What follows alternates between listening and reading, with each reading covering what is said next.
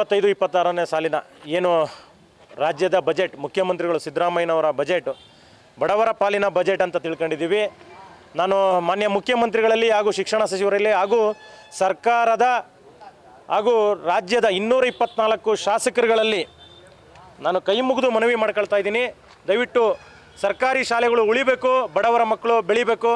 ದಯವಿಟ್ಟು ಆ ನಿಟ್ಟಿನಲ್ಲಿ ನನ್ನ ಮನವಿ ಏನು ಅಂತಂದರೆ, ಈ ಬಾರಿಯ ಬಜೆಟ್ನಲ್ಲಿ ತಮ್ಮ ಕ್ಷೇತ್ರಗಳಿಗೆ 224 ಜನ ಶಾಸಕರುಗಳೇ ತಮ್ಮ ಕ್ಷೇತ್ರಗಳಿಗೆ ಯಾವುದೇ ಅನುದಾನವನ್ನು ಪಡಿಬೇಡ್ರಿ.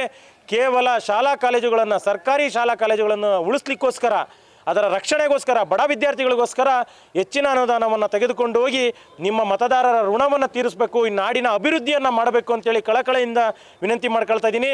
ಮುಖ್ಯಮಂತ್ರಿಗಳೇ, ತಾವು ಕೂಡ ಮುಖ್ಯಮಂತ್ರಿಗಳಾಗಿರೋದು ಸರ್ಕಾರಿ ಶಾಲೆಯಲ್ಲಿ ಓದಿ ಇದನ್ನು ನೆನಪಿಟ್ಕೊಂಡು ನೀವೇನು ಈ ಬಾರಿಯ ಬಜೆಟನ್ನು ಸಿದ್ಧತೆ ಮಾಡ್ಕೊಂಡಿದ್ದೀರಾ, ನಮ್ಮ ಈ ಒಂದು ಸಣ್ಣ ಕೂಗನ್ನು, ಬಡವರ ಕೂಗನ್ನು ಮಾಧ್ಯಮದ ಮುಖಾಂತರ ನೀವು ಸ್ವೀಕರಿಸಿ ಬಡ ಜನರಿಗೆ ನ್ಯಾಯ ಕೊಡಿಸ್ಬೇಕು ಅಂತೇಳಿ ಕೇಳ್ಕೊಳ್ತಾ ಇದ್ದೀನಿ. ಸರ್ಕಾರಿ ಶಾಲೆಯ ನೆನಪಿಗೋಸ್ಕರ ಮುಖ್ಯಮಂತ್ರಿಗಳಿಗೆ ಕರುನಾಡ ವಿಜಯ ಸೇನೆ ವತಿಯಿಂದ ಕಪ್ಪು ಹೊಲಿಗೆಯಲ್ಲಿ ಏನು ಬೋರ್ಡಲ್ಲಿ ನಾವು ಮನವಿಯನ್ನು ಬರೆದಿದ್ದೀವಿ. ಈ ಮನವಿಯನ್ನು ಜಿಲ್ಲಾಧಿಕಾರಿಗಳ ಮುಖಾಂತರ ಮುಖ್ಯಮಂತ್ರಿಗಳಿಗೆ ತಲುಪಿಸ್ತಾ ಇದ್ದೀವಿ. ಶಾಸಕರುಗಳಿಗೆ, ಪ್ರತಿಯೊಬ್ಬರು ಶಾಸಕರಿಗೆ 100-224 ಜನ ಶಾಸಕರುಗಳಿಗೂ ಕೂಡ ಪೋಸ್ಟನ್ನು ಮಾಡ್ತಿದ್ದೀವಿ.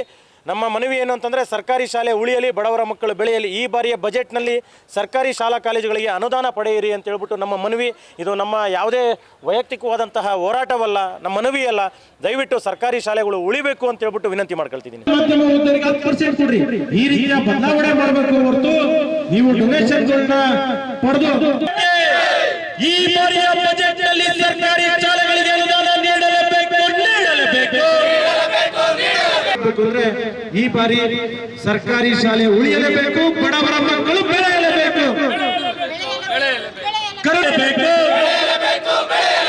ಸರ್ಕಾರಿ ಶಾಲೆಗಳು ಉಳಿಯಲೇಬೇಕು. ಬಡವರ ಮಕ್ಕಳು ಬೆಳೆಯಲೇಬೇಕು. ಖಂಡಿತವಾಗಿಯೂ ಮೈಕ್ರೋ ಫೈನಾನ್ಸಿಂಗ್ ಕಾಟಕ್ಕಿಂತ ಈ ಶಾಲೆಯ ಡೊನೇಷನ್ಗಳ ಕಾಟ ಹೆಚ್ಚಾಗ್ತಾ ಇದೆ. ಅಭಿವೃದ್ಧಿಯಾಗಲೇಬೇಕು.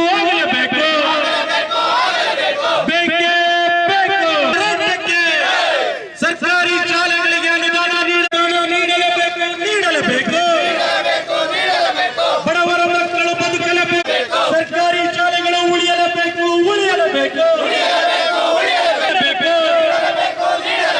ಡೊನೇಷನ್ ಚಾವಳಿ ನಿಲ್ಲಲೇಬೇಕು.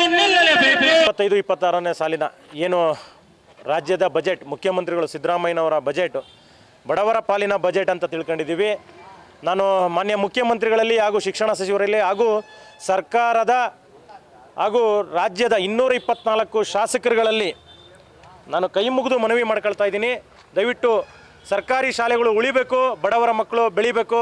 ದಯವಿಟ್ಟು ಆ ನಿಟ್ಟಿನಲ್ಲಿ ನನ್ನ ಮನವಿ ಏನು ಅಂತಂದರೆ, ಈ ಬಾರಿಯ ಬಜೆಟ್ನಲ್ಲಿ ತಮ್ಮ ಕ್ಷೇತ್ರಗಳಿಗೆ 224 ಜನ ಶಾಸಕರುಗಳೇ ತಮ್ಮ ಕ್ಷೇತ್ರಗಳಿಗೆ ಯಾವುದೇ ಅನುದಾನವನ್ನು ಪಡಿಬೇಡ್ರಿ.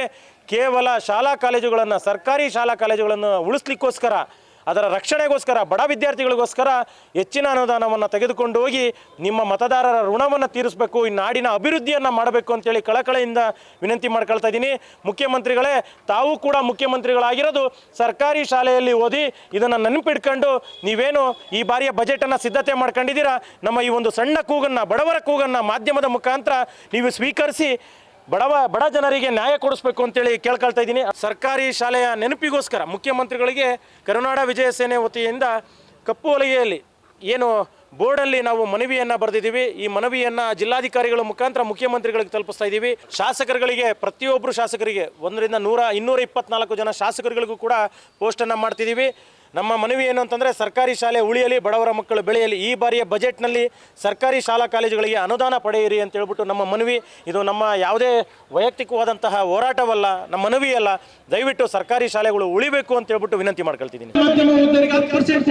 ಈ ರೀತಿಯ ಬದಲಾವಣೆ ಮಾಡಬೇಕು ಹೊರತು ನೀವು ಡೊನೇಷನ್ಗಳನ್ನ ಪಡೆದು ಈ ಬಾರಿಯ ಬಜೆಟ್ನಲ್ಲಿ ಸರ್ಕಾರಿ ಶಾಲೆಗಳಿಗೆ ಅನುದಾನ ನೀಡಲೇಬೇಕು. ಈ ಬಾರಿ ಸರ್ಕಾರಿ ಶಾಲೆ ಉಳಿಯಲೇಬೇಕು, ಬಡವರ ಮಕ್ಕಳು ಬೆಳೆಯಲೇಬೇಕು.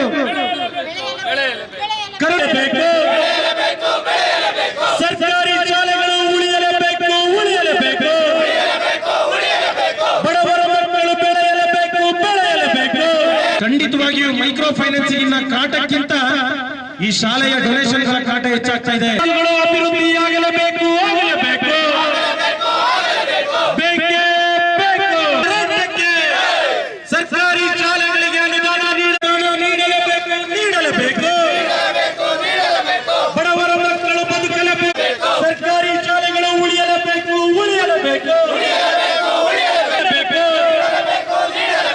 ಡೊನೇಷನ್ ಚಾವಳಿ ನಿಲ್ಲಲೇಬೇಕು. 25-26ನೇ ಸಾಲಿನ ಏನು ರಾಜ್ಯದ ಬಜೆಟ್, ಮುಖ್ಯಮಂತ್ರಿಗಳು ಸಿದ್ದರಾಮಯ್ಯನವರ ಬಜೆಟ್ ಬಡವರ ಪಾಲಿನ ಬಜೆಟ್ ಅಂತ ತಿಳ್ಕೊಂಡಿದ್ದೀವಿ.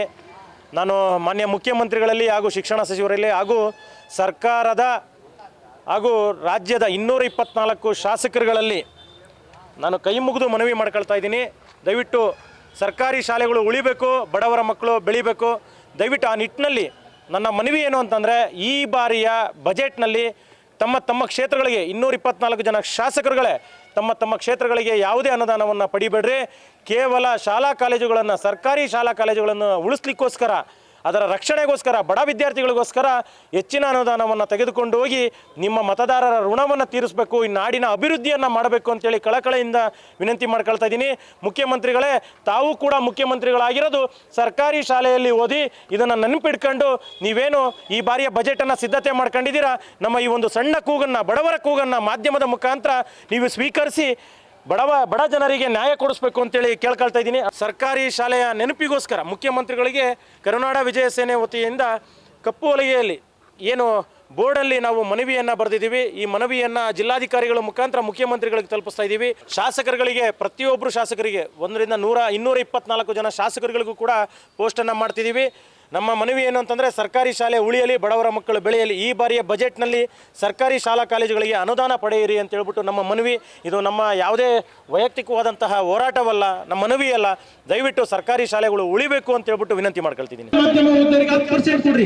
ಈ ರೀತಿಯ ಬದಲಾವಣೆ ಮಾಡಬೇಕು ಹೊರತು ನೀವು ಡೊನೇಷನ್ಗಳನ್ನ ಪಡೆದು ಈ ಬಾರಿಯ ಬಜೆಟ್ನಲ್ಲಿ ಸರ್ಕಾರಿ ಶಾಲೆಗಳಿಗೆ ಅನುದಾನ ನೀಡಲೇಬೇಕು. ಅಂದ್ರೆ ಈ ಬಾರಿ ಸರ್ಕಾರಿ ಶಾಲೆ ಉಳಿಯಲೇಬೇಕು, ಬಡವರ ಮಕ್ಕಳು ಬೆಳೆಯಲೇಬೇಕು.